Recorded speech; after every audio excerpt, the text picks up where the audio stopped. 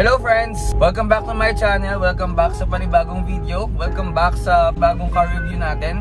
Pangilang kotse na? Pangatlong kotse natin na i-review natin. So thank you guys sa support. Thank you pa rin kahit sa patuloy na pagsusuporta. And then itong kotse na i-review natin is hindi naman siya rare, pero I mean hindi lang siya ordinary na setup para sa mga Civic. Yung mga Civic boys dyan, abangan nyo to. Hindi siya common na setup sa isang Civic. So Euro spec siya guys. So since alam naman natin na into Euro theme, kahit Euro lang tayo. So yun, ito yung feature natin for today. So tapusin nyo lang yung video guys. Salamat sa support and like, share, subscribe. Okay, peace! Got the devil in your eyes. You went and took me by surprise. Say what you wanna say, I won't go back. If you wanna hit the road, then let's go then. Let's just go and see the world and just show. Alright guys, ito yung sinasabi ko kanina sa inyo sa intro ko na uncommon siya na setup para sa mga Civic. So sa mga naka-Honda boys dyan, mga naka-Civic boys, medyo hindi naman siya rare pero hindi siya common sa mga nagsisetup ng Civic, diba? So Euro spec siya. So pakilala natin sino yung may-ari and siya na mag-introduce kung anong year o anong model ng Civic na. Okay? So friends, ito yung may-ari ng netong Civic na naka-Euro spec. So bro, introduce yourself muna. Good day, ako nga pala si Lance Kwan. Ito ang aking kotse. Isang 1997 Honda Civic LXi, local release na naka-Euro spec catalog build. Matanong ko lang before yung start ng video natin, if sino or ano ang nag-inspire sa'yo para humilig sa kotse? Actually, ang nag-inspire sa akin na magkotse is yung father ko. Kasi bata pa lang ako, nag-project car siya. And at the same time, yun, nahilig din ako. Pero recently lang halos nung natuto talaga ako sa mga kotse. Like, back 2020 lang ako natuto talaga. Lang din, almost 3 years. Oo. Okay. Ito yung bali first build mo. Oo bro, ito siya. Tanong ko lang, first own ba kayo or nakuha mo na lang din siya? Nakuha ko na lang din siya. Na ganyan yung setup? May mga parts na nakakabit na, tapos yung iba, dagdag abubot na lang. Di na siya. Okay, konti-konti na lang. Oo, konti-konti na lang. Pero yung color bro, ganyan na rin. Oo, ganito na siya. Kasi ganda ng guys, oh. Anong kulay yan bro or what? Para siyang, ano no, purple. Explain mo bro kung anong kulay niyan, if ever. Ang kulay niya kasi, ang pagkakatanda ko, sabi ng madiin sa Honda, Kuya Nico, sabi niya sa akin. Shoutout. Shoutout kay Kuya Nico. Ano, Adrient Pearl ba yun or Honda Blue? Ayun siya. Okay. Ganda ng kulay guys, no? Ayan siya, medyo nakakapanlin lang yung kulay niya pag tinitignan mo ng ano eh. Maganda talaga siya bro. Solid no? So, dito naman tayo sa harap. Matanong ko lang, since alam mo naman naka-Euro din tayo, di ba? Naka-Euro yung Revo ko. So, itong washer mo sa headlight, so ano ba yan? Dami siya or functional na? As of now, dami pa lang kasi wala pa ako nakukuha na switch para sa kanya. Okay. Ang switch na pwede dyan is yung pang CR-V RD1 Performa or kaya man pang EG hatchback. Tapos i-route siya. Tapos yung dapat yung ano mo nun, reservoir mo, yung dalawa yung motor yung nakakabit. Para meron din siya sa kanya. Okay. Pero bro, nung kinuha mo siya, nandyan yan or nilagay mo na lang din? Nandyan na yan nung kinuha. So bali sa harap bro, anong mga modifications ang nagawa mo? Ito, yung grill niya, Big Okay. H grill na 96-98 spec ng Euro. Bali yung kasi sa 99 to 2000 spec, wala tong parang plastic na naka-cover na to. Exposed yung H niya. Okay. So parang meron siyang... Okay. Oo, may parang plastic siya doon. Tapos, ito medyo mahirap na rin hanapin sa ngayon. Kung may makikita ka man, may presyo na OEM na chain na plastic. Polycarbonate pala, hindi siya yung plastic na ano. Pero ganyang kulay talaga siya bro? Ganyang kulay talaga siya. Matte black siya. Ano bro, parang bigote rin siya. Tama ba? Bigote ba? Oo, bigote siya. Okay. Kasi ang hindi na lang Euro dito sa harap ko is headlights ko. Headlights. Kasi ang headlight ko dapat Vallejo. As of now, naka-Stanley lang ako. Pero yung Vallejo bro, ano yun? Like aftermarket ba siya? Hindi, OEM siya ng Honda sa Europe bro. Okay. So as of now, yun na lang yung halos kulang mo na Euro spec. Kulang mo dito sa harap. And then yung sa may ano mo bro, sa may Euro plate natin. Ito. Itong plate base, stock ba siya or kasama na rin siya ng... Ay, hindi, bibilin mo siya yung plate base na ganito. As far as I know, ganun din. Hindi siya stock ng Honda kasi mga nakikita kong mga naka-Honda dyan, talagang yung plaka lang nakasalpak na ganun. Or kaya may plate frame sila na kinakabit. Okay. Pero hindi sila yung base plate. Wala pa sila. So parang sa akin din na parang add-on na rin siya. Oo, add-on na rin siya. Okay. And then ano pa bro, sa harap natin? Like yung windshield stock ba yan? Ganun? Ito, yung wipers natin. Bali, mapapansin nyo, ito may harang siyang gantong isa. Kasi isa wala. Bro, sige, explain natin. Nag-explain sa akin ito before. for better aerodynamics siya. Kasi pag mabilis ka nga naman, di ba? Dito, Oo nga, no, maano din pwede. siya. Oo nga, no? Makes sense, bro. Ganyan yung ano niya. Okay. So, Eurospec din siya? Or Oo, Eurospec pwedeng, din siya. Okay. Add-on na lang din yun. Oo, bro. Oo, Ano okay, na lang okay. din siya. Pero hindi ko sure kasi dito, yung windshield ko, stock or hindi. Kasi nakakuha ko siya ganyan na. Ganyan na. Okay. Oo, green, di ba? Oo. Pero wala kang tint na green. Pero wala shade. akong tint. Oh, tintless yan. Tintless siya. I see. May shade talaga yung glass niya. Oo, No? may shade talaga siya. Sa ano guys, sa personal, para siyang green shade. Not sure if visible sa camera, pero may pagka-green shade nga siya. So, pero sabi ni bro is wala siyang tint. So, may shade talaga yung glass niya. So, no, sa side, punta naman tayo sa side. Guys, napansin ko sa yung mags na gustuhan ko. Para siyang swirl na, ewan ko if stock yan. Hayaan na natin si bro na mag-explain kung anong meron sa side. Bali sa side, nating special lang naman. Tas bali nga kasi sa Euro, pag tinignan mo, black trims talaga siya dito. Hindi siya naka-body color. Tapos, ganun din. Stock lang halos yung gilid ko. Side skirts. Stock din yan, bro. Stock din siya. Tapos unpainted siya. Nag-ano dyan, OEM. Alam nilang Alam nila na. Side mirror bro, black din talaga. Oo bro, black din talaga siya. Tapos, manual lang siya. Hindi siya power. Hindi siya retractable Oo. man. Okay. Tutupin mo siya. So yung cheek light, stock ba nila yan or another Euro spec din yan? Local release, ganito din siya. Same lang din sa Euro. Same lang ang stock okay. at saka Euro nito. Okay, Ng cheek light natin. Amber dapat siya. Kasi pag nag-white ka, mag-JDM. Okay. Pero stock niya, no? Stock niya siya. Okay. And then bro, pansin ko is yung ano pa niya, yung tindig niya, yung tayo, Oo. yung pagka-stance. Ano yan, naka-lowered ka ba? Kung anong lowered ginawa mo dyan, bro? Naka-coil overs ako. Bali, Budget, papi. budget. Talaga ano lang, fitment lang. Mini fitment lang tayo. Oo. Bigyan natin yung fitment, guys. Ang ganda rin, no? Walang rubbing dito. Walang papi. rubbing, bro. Mini fitment lang talaga. Meaty fitment. Ito kung ilang finger gap. Mga isa, no, bro? Bro, one dyan. Oo. One din sa likod yan. Masikip na one yan. Kumusta naman yung ride comfort, bro, pag ganyan? Okay naman siya, bro. Hindi naman siya, ayun ang nagustuhan ko sa coil overs ko. Napansin ko kasi, hindi siya kasing tagtag ng iba. Pero, mapapansin mo pa rin na naka-coil over. Oo, mapapansin mo pa rin. Okay. Medyo bouncy siya at some points, pero hindi siya yung matagtag na nag-aano talaga yung kotse mo. So, bali, papi, yun yung sa side mo. Tas, Yung Max, bro, yun yung medyo nagustuhan ko eh. Kasi ganda ng pagka-swirl niya. Stock ba yan, bro? Or... OEM siya ng Honda, bale. Oo. Stock siya ng EK4 SIR. EK4 SIR. Bali yung hatchback yun. Kasi may dalawang klase to. Meron dyan yung Silverwind, tsaka itong Asahi Tech. Ito, napunta sa akin, Asahi Tech. Original sila na parang Honda talaga. Oo, bro. Bali, ang pinagkaiba ng Asahi Tech tsaka Silverwind, offset nilang dalawa. Walang spacer yan or what, no? Sa likod lang meron. Sa likod. Sa likod. 5mm tayo sa likod. Sa harap. Okay. Para medyo lumabas ng konti. Para medyo lumabas na ng kaunti. Bro, dito naman tayo sa likod. Medyo pansin ko parang simple lang siya. Tama ba? Simple lang. Simple pero feel ko may mga laman pa din to kahit paano. Sige bro. Bro, meron nga siya. Meron siyang laman kahit paano.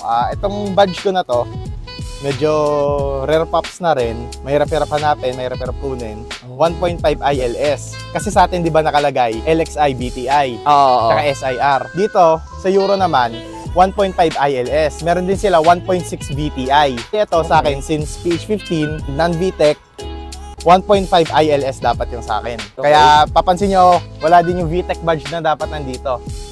Wala talaga bro, tinanggal mo lang. Wala talaga siya. Wala talaga Kasi siya. non-VTEC Okay. siya, PH15A eh. About yung mga emblem, like yung Honda bro, tsaka yung logo na Honda. Ito bro, Stock naman na yan. Oo, stock naman siya. Same lang din halos sa atin. Walang naiba doon sa placement nila. Same lang.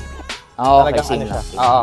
Tapos ganun din, OEM na plate frame, tapos Euro plate. Galing kay Eurovision, Eurovision. Yun, Eurovision. Shoutout Shoutout sa'yo, Eurovision, no? Euro goodies, guys. Check nyo yung page nila. Bro, sa pagdating sa muffler, since nakita ko parang naka-muffler natin. Ang muffler natin ay galing sa Honda Integra DB8. Pang-integra tayo yan, bro? Pang-Integra siya, bro. Oh, okay. Bale, Integra DB8 Type R. Ang DB8 Type R alam ko eh. Ang DB7, hindi. Tsaka DB9, hindi siya Type R alam ko eh. Pero ito, Pero may nakalagay ba dyan, or? meron siya, iba yung code niya eh, bro. Nandun sa medyo likod. hindi kita. Oo, medyo hindi kita kasi eh. Pero bolt-on siya sa Civic since ang DB8 ng Integra ay 4-door. Oo. Meaning, same sila ng pipings, tsaka ng sukat ng inlet ng EK. Kasi nga, di ba, sabi nila, Integra, Civic lang din na nakabihis o iba lang yung body. Oo. Iba yung kaha. Pero iba pa rin pag integra eh. Iba pa rin ang Yung Integra ano. kasi eh. Pero good bro, nung nagpo-park ka, medyo tahimik din siya, no? Tahimik din siya. Tahimik. Parang between siya ng chambered and stock. So ano pa bro sa likod mo? Sa likod ayun na lang halos. Bali, dito ka, dapat may rear fog light ako. Kaso, Okay. Or Euro, di ba? Euro. Dapat ito yun eh. Itong piece na to, Dapat red dyan po. Hindi, ano siya, ganito pa rin. Okay. Pero nandito yung fog light niya. Kumbaga, pag nakasindi siya, ito lang yung nakailaw. Tapos ito bulag. So, magpapalit ka ng tails nun, tama ba? Or Oo, bro. may ganun Ito talaga? Ganap ako ng Ito isa lang yung nito. papalitan mo? Oo. Okay. Kaso, isa lang ang problema. Ba't dun humanap na nun? Kaya, medyo kung rare na din eh, no? Kaya kung meron dyan, And guys, if meron kayo, PM nyo lang si Papi. Ibili niyan, for sure. Alright bro, sa truck pwede ba natin masilap if ano meron? bro, pwede. Katambak lang din na Ah, gamit. okay. Bali stock lang sa likod, no? Oo, stock lang sa likod. Pero, Oo. gulo lang ngayon. Bali sa truck bro, walang special, no? Wala namang... Wala naman special. Ayun Oo. lang. All lights working pa rin naman. Sa side naman na to, all same lang sa kabilang side. Same lang siya doon Okay, sa kabila. Sige. So yun guys. And pansin ko, sorry, dito sa may rear mo bro, may parang rear sunshade, tama ba? Oo, bro, meron Ewan siya. ko visible sa camera. Mamaya guys, sa loob, tingnan natin. So stock din yan bro. Hindi, bro, add-ons na siya. Pwede na tayo pumasok sa loob para pakita natin. Pwede, bro. Yo. So yun guys, check lang natin yung loob ni Papi. Alright, sakay lang tayo sa loob ng sakyan ni Papi. So ito yung loob. Sige Papi, if may something bang modification kang ginawa, pinalitan. Meron din, bro, kahit pa paano. Sige, Yung bro. gauge niya, bale, pamilyar din sa mata kasi galing siyang CRD RD1 Performa. Hindi siya stock na EK talaga. Oh, so hindi siya stock technically. Hindi siya Oo. stock technically. Head unit ko, carrozzeria. Medyo maano-ano na rin siya ngayon, Pioneer carrozzeria. Pero stock niya to? Kasi parang old school siyang 1 din, no? Old school siya na 1 din. From kung tama pagkakatanda ko, 1998 model tong carrozzeria ko. Okay. Tapos nilabas siya ng Honda. Diyan nag-ano na yung SIR. Bali, meron din carrozzeria na nilabas yung Honda pero hindi ko sure kung ito yun. Okay. Pasok Saka siya. nung nabili mo bro, nandiyan na yan? Ito bro, dito na siya. Okay. Tapos itong rear fog light switch, tsaka fog light switch. Ito yung rear fog light, medyo mahirap na hanapin. Pero hindi pa siya bro, working kasi nga wala ka pa nung Wala pa ako nun sa rear fog light. rear fog lang. So bari naka-prepare lang siya, no? Oo bro, bali, at least nakaabang na. Nakaabang na, tama. Tapos, Steering wheel mo bro, stock? Or... hindi siya Hindi stock. na rin siya. Bali, stock nga siya ng EK4. Oo. Bali, kasi sa Euro, alam naman natin, dapat 4 spokes, di ba? Mm. Pero, may mali pa dito. Sa mga alam ng nag-Euro sa Honda, dapat to, yung cover ko, hindi siya black. Ano siya dapat bro? Dapat gray siya na ganito. Ano? Kasi black stitch siya. Okay. Galing to sa coupe na Civic. USDM release. Oo nga guys, sa camera, ewan ko if visible, itong part na to is black. Ito yan. Pero itong parang center kung saan yung medyo gray siya bro, no? Oo bro, gray siya. Bali, ito dapat kasi sa Euro, ganito din yung kulay. So paano yun bro? Paano papalitan niya? Ito lang? So natatanggal to? Oo, Or buo? bro. Natatanggal to. Pwede mo siyang okay. baklasin. Cool. Sa center console, ito lang, addition siya. Bali kasi ang LXi na local release, wala tong center, siyang armrest. Okay. Bali, So ito- dinagay mo na lang Oo. din. Itong center console, Galing siyang, bro, VTI talaga. Kasi ang LXi natin, naka-armrest delete yan. Bali, handbrake na agad. Yung mga nagdi-delete dyan, ganun yung tsura niya. parang maganda naman na meron bro. Oo, bro, kasi parehas naman sila ng tela. Oo. Ng Saka parang stock din siya no? Parang stock So din bali siya. nung if wala yan bro, as in ano man yan, empty. Empty siya. Sa dash bro, wala naman Sa na. dash, wala naman gaanong iba. Ganun lang. Pero maganda pa bro, no? Oo, bro, wala siyang mga Crispy pa. putok-putok pa. Oo. Oo. Sariwa. Guys, oh. Yun yung medyo ganyan din yung mga gusto ko na medyo malinis yung dash, yung walang anik-anik. Walang anik-anik. Mga ganun. Hindi ko kasi gusto yung nagkakabit. Clean look lang bro, kumbaga. Clean look lang, oo. Ito bro sa may seats, stock yun. Oo, bro, stock siya na ganito. Pero sa Euro, malapit na. Pag nakahanap na ako ng bali ang kukunin mo na seats noon galing sa EK hatchback. Pero ganyan din siyang tela, hindi? Iba siya ng pattern, bro. SIR1. If may- SIR1 yung tawag doon sa interior na yon. So yun yung sa harap guys, no? Oo. Yung mga seats pati sa likod, same lang. Same lang sila. Tas Punta tayo sa likod, bro, sidings. okay lang? Sige lang, bro. Eh, anong meron sa siding? Siding, same lang Stock din. lang din. Bali, Okay. ang naiba sa akin dito is yung mattings. Okay, may Oo. Civic siya na. May Civic siya na mattings. Stock niya yan? Or Hindi, bro. nabili mo na lang? Aftermarket din siya. Aftermarket. Bali, talaga siya pang VIRS. Pero, kinabit ko siya since mas malinis siya tignan kaysa sa black mats lang na ganito. Oo. Tapos pinatuan ko na ng black mats para hindi madumihan. Para ma-preserve. Tama. Ma-preserve, Oo. tama. Bro, dito sa likod, anong meron dito sa likod? Dito sa likod, nothing special din. Stock lang din siya Stock lang halos. din, oo. Pero yung mattings ko nga, same, complete siya. Okay, yung may Civic yan, no? May Civic, tapos meron siya tong armrest din sa likod. Which is stock yan. Which is stock. Pero yung iba, alam ko, wala talaga to. Kumbaga, isang solid seat lang siya na ganun.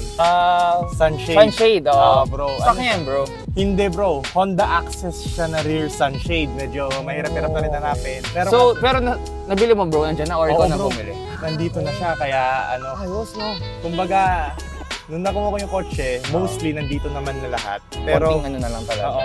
Kaya hindi ko na rin pinakawalan. Sa likod bro, yun Sariwa. talaga no? Oo, Pati bro. mga sidings, stock yung mga yan. Oo bro, pati siding stock siya. Lahat stock. Ito? Pero ngayon medyo maalikabok kasi bumiyahe eh. Oh guys, ano lang pala, disclaimer lang, malikabok siya sa labas dahil si bro is galing pa ng Bataan, tama bro? O, Bataan, bro. Pwede tayong sumakay para ma-feel natin kung anong ride comfort ng, ano kasi yung shocks mo? Or I mean, DGR yung coilovers ko, coilovers mo. Pwede bro, sakay tayo. Oo, bro, pwede. Okay yun, let's go. Guys, ito yung POV natin pag nakasakay tayo sa Civic ni Papi. Malamig din yung aircon niya. Oo, malamig din yung aircon niya. Kung ikaw compare sa iba, Oo. malamig pa siya. Oo, ang lamig guys. Kung nafe-feel nyo lang to, parang di luma yung auto sa lamig. Ito guys, ito yung feeling or if nafe-feel nyo, yung feeling na nakasakay sa Civic ni Papi is comfort lang siya guys. Hindi siya matagtag or what. Kahit medyo na matagtag na doon sa nadadaanan namin. No bro, hindi siya matagtag. Oo bro, hindi siya. Okay yung ride comfort niya guys. Given na naka-coil. Pero ano ba bro, pag naka-coils, matatagtag ba yung auto or? Oo bro, kasi mas tago dito yung compression ng springs niya. Kung ibababa mo siya, itataas mo Oo. siya. Bali ganun. Parang stock lang. Oo. Tapos yung may mga knowledge yan guys sa mga naka-Honda na Civic dyan. If ano marirecommend nyo kay Papi na meron daw siyang or meron kami naririnig na ano ngayon, parang squeaky sounds. Oo, sa likod. So if may idea kayo or what guys, let us know in the comment section down below if anong pwede natin i-check doon or ano siya guys, squeaky sounds. Pero nawawala ba siya? Nawawala siya bro. So for parang kapag kaka-start mo lang tapos Oo, kaka-under mo, saka siya tutunog. Tapos Ah, after ilan lang, baka mamaya may piyesa na kailangan grasahan o ano. Para siya squeaky sounds na gano'n. Ewan ko narinig nyo ngayon eh. Wait lang, tahimik kami.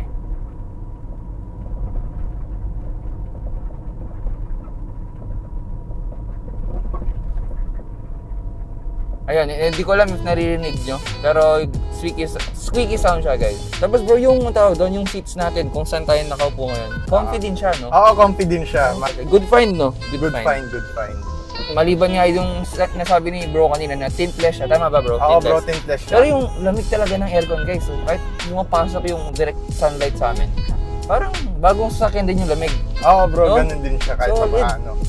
Pero consistent ka lang na nagpapaservice ng aircon. Oo bro, consistent. It's a must, no? Oo, it's a must. Sa mga nagkokotse, Oo. lagi yan. Given sa age ng car guys. So, yun. Sa aircon niya wala akong masabi, malamig. Additional lang guys, sobrang pristine pa ng condition ng interior ni bro. Itong dashboard, sobrang linis, sobrang crisp. Ito yung tinakbo niya, tama. Bro, ayan talaga siya. Ayan yung stock niya talaga. Oo, yan. 134 guys. Orig mileage niya. Para sa ganyang tinakbo ng sasakyan, tapos ganito pa ka-pristine. Grabe. Sarap po. Tapos, isa pa additional, last one. Sige bro. Yung inuupuan mo ngayon, may underseat siya. Bali, ayun ang inad ko sa sounds. Sub, tama ba? Sub. Ah, Nakasub lang okay. siya dyan sa baba. So yun guys, yun ang interior ni Papi, basta malinis siya. Ayun guys, oh. Ang linis. Ganda ng ano bro, no? Rear front seat. Oo bro, ganda, maano siya talaga. Tsaka, lalo na sa atin, mas maganda talaga kung may ganyan kasi yung init hindi agad Oo. pumapasok. Pagka gabi naman din, talking about that, hindi naman siya nakakasira sa view mo. Kasi parang wala lang din siya. Oo. Pero naka-fold yung pababa, tama? Napo-fold siya pababa. Oo. Pero maganda nung may ganyan pa rin. Oo. Kung wala naman siya effect ng gabi. Oo. Ganda nakaganyan pa rin. Masilip natin ang engine bay ni Brody. Naka-turbo ba yan bro? Hindi bro. Uy, grabe. Medyo medyo maalikabok. Pati engine bay malinis. Malinis siya guys, sa personal malinis siya. Medyo Given na maalikabok. nagbiyahe ng Bataan guys. Oh, di ba? Bali, Yan bro, sige bro, anong meron sa engine bay natin? Bali, ito, actually, napalitan na siya ng intake. Naka P2J Okay. na tayo, which is stock ng VTI. Tapos naglagay na ako ng strut bar, stock na SIR. Stock yan. Stock ng siya, SIR. Na SIR natin. Local release na SIR natin, stock to. Airbox niya, nagkabit na ako na pang VTI. Ang sa LXI, iba yung hubog niya. Yun nga, nothing special din naman, pero as far as we can see, may kasa markings pa siya hanggang ngayon. Hanggang ngayon. Ito, dito. Oo nga. Ayun bro, doon, meron din. Meron pa siya. Oh. Yung mga- mga paint, ano no? Wait, Oo. ayusin natin. Ayun. Okay. May mga kasa markings pa siya, pati iyon sa baba, meron pa. Bali, ilan bro? Ilan mileage nito? Ilan yung mileage niya? Orig mileage siya yung nakakabit dyan sa ano. Oo, sa dash. Bali, 133. 133. Oo. 133,000 na yung tinakbo na guys. Pero tingnan mo yung itsura. Oh. Ang orig color niya talaga is red. Naka-indicate dito. Red talaga siya. Red talaga siya. Sa Europe, walang red. Sa Eurospec, walang red. Ito, Mas nalimutan ko anong tawag sa gray, sa shade ng gray na yun ng Honda eh. Pero gray shade ng Honda na ganon, pati yung parang off-white. Pero guys, no, from red, parang mas maganda nga ganitong kulay siya, ano bro? No, mas maganda ganyang kulay. Mas gusto ko din siya kaysa sa red. Oo, mas malinis siyang tingnan. Yung red kasi parang medyo sporty, di ba? Oo, medyo sporty ang red. Medyo sporty siyang tingnan. So, pag ganitong kulay, guys, parang pasok na pasok sa pang Euro, no? Oo. Ayos, ayos. Bali, yun. Got the devil in your eyes. You went and took me by surprise. Say what you wanna say, I won't go back. If you wanna hit the road, then let's go then. Let's just go and see the world and just show them what it really means to live life golden. Yeah, we're golden, baby girl, we're golden. They're about to see us shine, cause we're golden. They can't ever break us down, cause we're golden. They're about to see us glow, cause we're golden. Yeah, we're golden, baby girl, we're golden. They're about to see us shine, cause we're golden. They can't ever break us down, cause we're golden. They're about to see us glow, cause we're golden. Yeah, baby girl, we're golden. They're about to see us shine, cause we're golden. They can't ever break us down, cause we're golden. They're about to see us glow, cause we're golden. Yeah, we're golden, baby girl. Alright, bro, maraming salamat sa time and effort, pati gas, since galing ka pa ng Bataan. Maraming salamat sa support na binibigay mo. And then, bro, if may gusto kang i-shoutout or kung sino mga nagtumulong sa'yo mag-build ng auto mo, go ahead. Yun nga, una sa lahat, salamat sa tatay ko na nag-inspire sa akin na kotse at ginaid ako mapunta sa tamang landas. Dalawa is shout sa Padek Bataan, kay Kuya Daniel Tuason specifically dahil sa pag-aalaga niya sa auto ko. Pagka may sira, may decision sila. Pangalawa, shoutout kay GT Glow Auto Paint na nagpintura nagre-retouch sa akin. Bali, dito lang siya sa Pandakaki. Pag gusto nyo, sabihan nyo lang siya. At Yatski Garage, Car Wash. Bali, yun nga. Salamat Kuya Ryan. Sila nagme-maintain, sila naglilinis. And salamat din Channel Works sa pagtanggap sa akin sa channel mo. Tapos ito, shoutout din sa Friday Club. Maraming salamat. See you na lang sa daan. Guys, pag nakita nyo sa daan to, huwag nyo kalimutan put-putan, no? Ganyan to. So, peace. Peace bro. Thank you, thank you.